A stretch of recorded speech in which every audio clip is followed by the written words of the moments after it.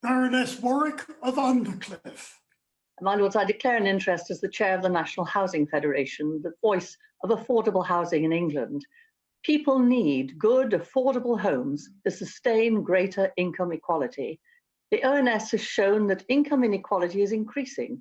A significant factor is cost of living, along with income instability and insecurity.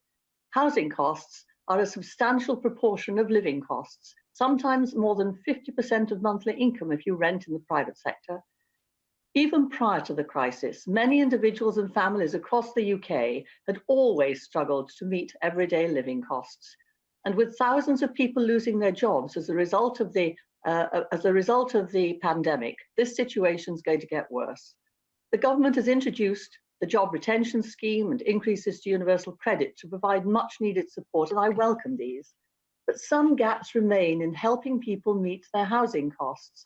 For some families already claiming benefits, the uplift in universal credit or the local housing allowance will have no effect because they're caught by the household benefit cap.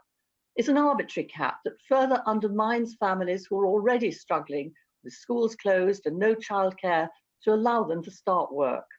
Parents, particularly single parents, are struggling to get jobs. Will the Minister consider the need to suspend the housing benefit cap? And can the Minister tell us what monitoring the government is doing of how families affected by the cap are coping during this crisis? As we rebuild from this pandemic, investment in affordable and social housing would not only reduce the cost of living for many more families who are in low-paid and unstable work, but also enable the government to move away from subsidising unaffordable rents through the welfare system.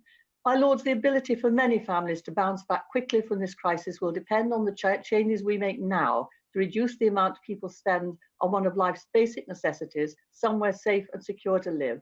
Can the government say whether they'll take the first step by significantly investing in affordable housing?